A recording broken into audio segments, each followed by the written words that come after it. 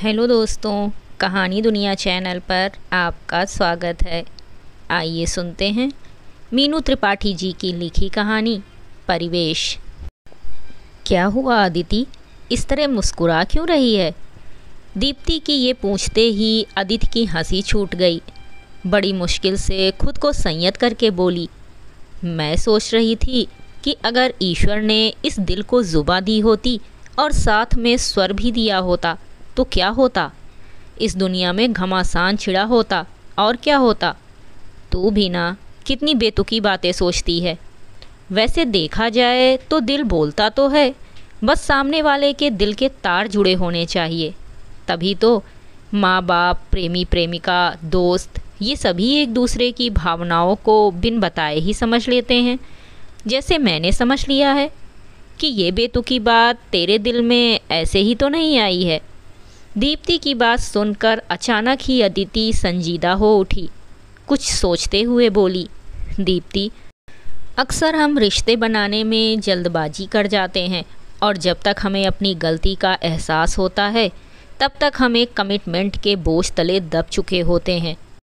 अगर इस दिल को स्वर मिला होता तो तुरंत हम एक दूसरे की बातों को समझकर रिश्तों को आगे बढ़ाने से पहले एक दूसरे के दिल की आवाज़ सुनकर सही निर्णय पर तो पहुँचते। स्वार्थ और मजबूरी पर टिके रिश्तों की पहचान तो की जा सकती, क्षणिक जज्बात को संभालने का मौका तो मिलता, सामने वाले को स्वयं ही बिन बताए बात समझने का मौका मिलता और गलतफहमियों की गुंजाइश तो ना होती। अदिति एक ही सांस में बोलती चली गई तो दीप्ति ने उसे टोका, अदिति, तू सिक्के के एक ही पहलू पर विचार कर रही है, दूसरा पहलू तो देख कितना भयानक है। तेरी इस बेतुकी सोच से मेरे रोंगटे खड़े हो रहे हैं। ईश्वर ने सोच समझ कर दिल को जुबां नहीं दी है ताकि हमारे रिश्तों में पर्दा पड़ा रहे और सुधार की गुंजाइश बनी रहे। रिश्तों की डोर नाजुक होती है, हमारे मन के भीतर चलते सवाल जवाब और तनाव को ये डोर सह नहीं पाएगी और इसे टूटते देर नहीं लगेगी। सोच, अगर इस दिल को जुबां मिल जाए तो रिश्ते कितनी बेरहमी से चटकेंगे। आज अगर हमें किसी रिश्ते से मुंह मोड़ना भी पड़े तो कम से कम इतना ध्यान तो रखें कि जीवन में किसी मोड़ पर मुलाकात हो तो मुस्कुराकर एक दूसरे को पहचान कर आगे बढ़ें, ना कि एक दूसरे की कड़वाहट के साथ उपेक्षा से मुंह फेर लें। पर ये बता कि ये फितूर तुझे सूझा कैसे? क्या चल रहा है तेरे मन में? प्रश्न उछाल कर दीप्ति किचन की ओर चली गई और अदिति का मन उस प्रश्न में उलझ गया। क्या बताए वो दीप्ति को कि जिस जतिन के साथ 1 महीने पहले तक उसने हर हाल में साथ जीने मरने की कस्में खाई थीं, आज उसी रिश्ते पर उसका मन पुनर्विचार करने को मजबूर हो गया है। दीप्ति और अदिति दोनों कॉलेज के दिनों की सहेलियां हैं। दीप्ति एक मल्टीनेशनल कंपनी में काम करती है, वहीं अदिति MBA कर रही है और आजकल दीप्ति के साथ ही रह रही है। एक दूसरे की राजदार होने के साथ साथ वे एक दूसरे को भरपूर स्पेस भी देती हैं। इसके अलावा समय समय पर एक दूसरे की समस्याओं के समाधान के लिए उचित मार्ग भी सुझाती हैं। MBA के दूसरे साल में इंडस्ट्रियल ट्रेनिंग के दौरान अदिति की मुलाकात जतिन से हुई। एक बड़ी कंपनी को सहजता से चलाते हुए जतिन के सभ्य और आकर्षक व्यक्तित्व से प्रभावित अदिति उसे कब दिल दे बैठी पता ही न चला। मॉडर्न और कुछ कर दिखाने की तमन्ना रखने वाली अदिति के मोहपास ने जतिन को कब बांध लिया वो जान ही नहीं पाया। अदिति के जन्मदिन पर जतिन उसे डिनर पर ले गया। उस दिन वो साड़ी में बिल्कुल अलग अंदाज में दिख रही थी। हमेशा वेस्टर्न कपड़ों में दिखने वाली अदिति को इस रूप में देखकर जतिन खुद को रोक नहीं पाया। रूमानियत से भरा वो अदिति को प्रपोज कर बैठा, जिसे अदिति ने भी सहर्ष स्वीकार कर लिया। दोनों इस रोमांच से गुजर ही रहे थे कि तभी जतिन का बर्थडे आ गया। दीप्ति और अदिति बड़े उत्साह से केक और बुके लेकर उसे सरप्राइज़ देने उसके घर पहुंची तो वे खुद सरप्राइज़ हो गईं जब उन्होंने जतिन के घर में एक शांत और पारंपरिक माहौल देखा। तब उनका उत्साह शीघ्र ही ठंडा पड़ गया। उन्हें यूं आया देख जतिन कुछ संकोच में पड़ गया। तभी वहां जतिन की माँ आ गईं। सादगी और स्नेह से भरी जतिन की माँ से अदिति काफ़ी प्रभावित हुई। बातों ही बातों में जतिन ने बताया कि बिजनेस क्लास से जुड़े होने के कारण उसका परिवार आज भी संयुक्त रूप से रहता है। घर का संचालन उसकी माँ की देखरेख में घर की दोनों बहुओं द्वारा किया जाता है। तो घर में सभी भाई बिजनेस में उसके पिता के अनुभवों के आधार पर चलते हैं। कितनी भी डिग्रियां वे हासिल कर लें, वे सभी उनके अनुभवों के आगे बेकार हैं। जतिन की माँ ने बड़े उत्साह से बताया कि जतिन के भाई की शादी हाल ही में हुई है। अपनी बहू के बारे में बताते हुए उनकी आंखों में संतुष्टि व प्रसन्नता के चिन्ह थे। अदिति ने घर के रख रखाव को देखकर कहा, आंटी, आपने घर को कितने पारंपरिक तरीके से रखा है। तो वो हंसते हुए बोली, बेटी, परंपराओं की ये अमूल्य निधि ही हमारे घर की पहचान है। हम सभी परिवारजनों ने इसे सुरक्षित रखने में अपना अपना योगदान दिया है। ईश्वर की कृपा से मेरी दोनों बहुओं ने भी मेरा साथ दिया है। ये कहते हुए उनकी आंखों में संतोष उतर आया था। बड़ी भावुकता के साथ जब उन्होंने कहा, ये भगवान का आशीर्वाद ही है कि यत्नपूर्वक संजोई परंपराओं की अमूल्य निधि को मेरा परिवार आगे बढ़ा रहा है।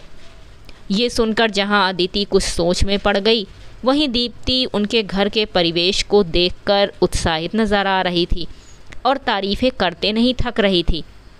जतिन की माँ उन्हें भोजन कक्ष की ओर ले गईं, जहाँ डाइनिंग टेबल की जगह आकर्षक चौकियाँ लगी हुई थीं, जिनमें सुंदर नक्काशी की हुई थी।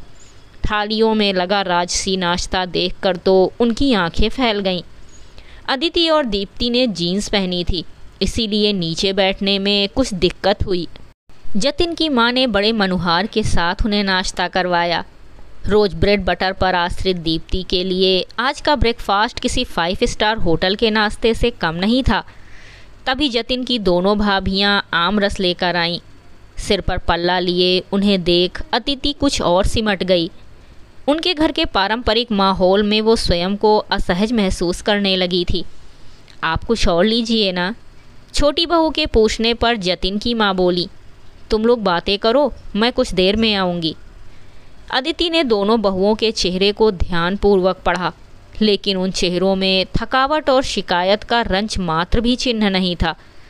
अदिति से रहा नहीं गया और वो बोल पड़ी, सिर पर पल्ला रखने से कभी आपको उलझन नहीं होती है? नहीं, बिल्कुल भी नहीं। ऐसा नहीं है कि हम आज की आधुनिक दुनिया से अपरिचित हैं। हम सबके लिए ये बड़े सम्मान की बात है कि हम अपने परिवार की गरिमा का ख्याल रखें और अपनी संस्कृति की धरोहर को संभालें। सहज और आत्मविश्वास के साथ कही बात ने अदिति को निरुत्तर कर दिया। तभी पास खड़े जतिन ने कहा, इस घर के परिवेश में अब तक सभी बहुएं सहज और सहज ही ढल गई हैं। ये कहते हुए उसने अदिति के चेहरे को पढ़ने की कोशिश की। चलते समय सभी ने जतिन के जन्मदिन पर घर आने के लिए उन्हें धन्यवाद दिया था। जतिन के परिवार को नज़दीक से समझने के बाद जहां दीप्ति उत्साहित थी, वहीं अदिति किसी और सोच में पड़ी थी। जाने कि उस परिवेश की भूरी भूरी प्रशंसा के बावजूद स्वयं को उस माहौल में ढालने के ख्याल से ही वो तनावग्रस्त महसूस करने लगी थी।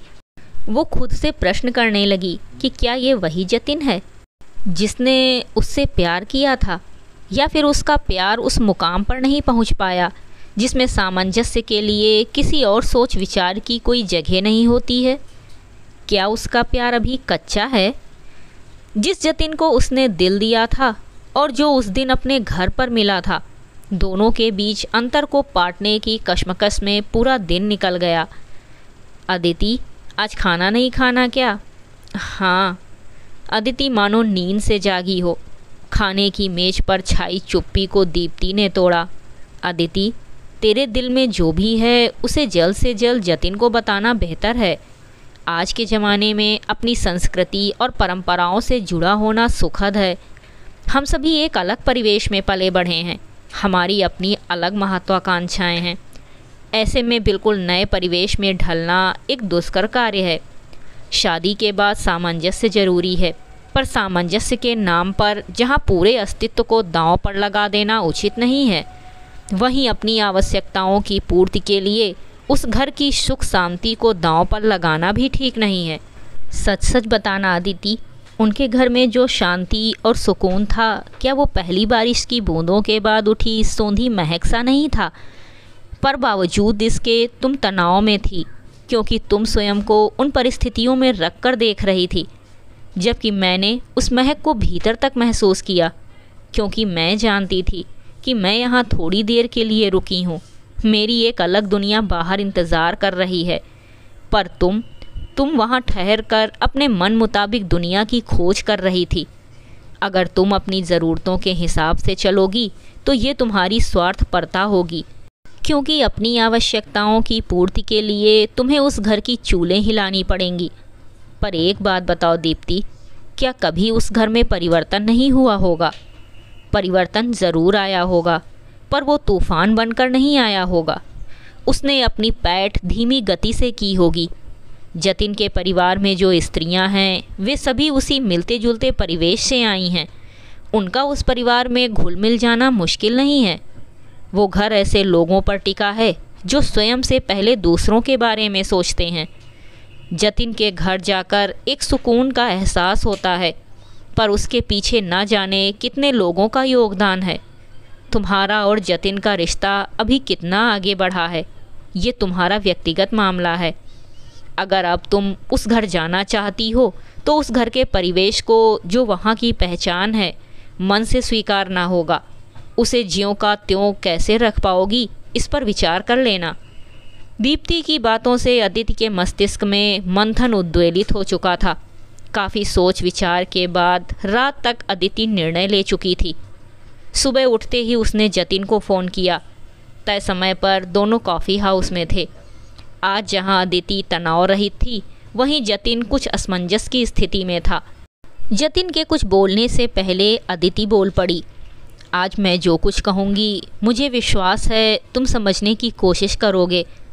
जतिन, इसमें कोई दो राय नहीं है कि तुम्हारे घर के परिवेश और वातावरण ने मुझे बहुत प्रभावित किया।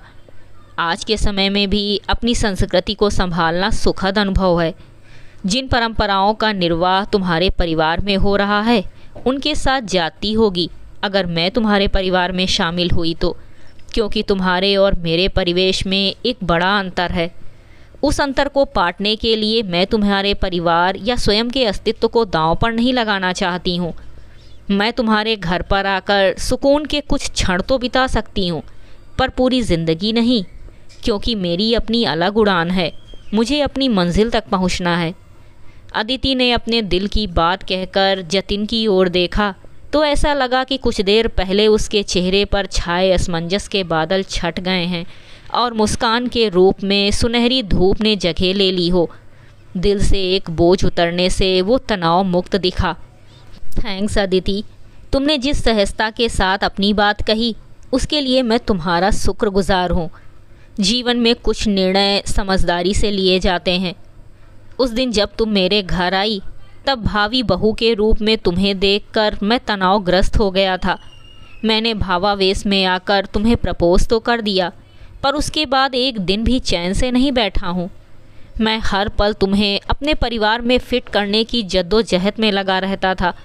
तुम्हें अपने परिवार में सम्मिलित करके मैं स्वयं, तुम्हारे और अपने परिवारजन किसी के साथ भी न्याय नहीं कर पाता। रिश्ता वही है जो सहजता से निभे, वरना समझौता अधिक दिन तक नहीं टिकता है। सच तो ये है कि मैं ऊपर से कैसा भी दिखूं, पर अंदर से मेरा मन अपने परिवेश से भीतर तक जुड़ा हुआ है। ये सच है जतिन कि तुम्हारी पहचान ने मुझे बहुत प्रभावित किया है। मैं अपने जीवन में उसके कुछ अंश जरूर डालना चाहूँगी, पर पूरी तरह से उसमें ढलना मुमकिन नहीं है, क्योंकि मेरी परवरिश अलग ढंग से हुई है। मेरी आकांक्षाएं भिन्न हैं। सच, आज कितने दिनों के बाद हम तनाव मुक्त हुए हैं। ऐसा लग रहा है हम दोनों ने आज अपने सिमटे पंख खोल दिए हों। दीप्ति की उचित सलाह पर जतिन और अदिति ने अपना रिश्ता तोड़ा तो ज़रूर था, पर उसमें कड़वाहट नहीं, समझदारी और दूरदर्शिता की मिठास थी। जहां अदिति जतिन के परिवार में पूरी गरिमा के साथ निभाई जाने वाली परंपराओं की मीठी छाप लेकर घर लौटी थी, वहीं जतिन अदिति की काबिलियत तथा उसकी उड़ान को शुभकामनाओं से भरकर अपने परिवार के पास वापस लौट चुका था। ये थी मीनू त्रिपाठी जी द्वारा लिखी कहानी परिवेश। उम्मीद करती हूँ आपको हमारी ये कहानी ज़रूर पसंद आई होगी। कहानी सुनने के लिए धन्यवाद।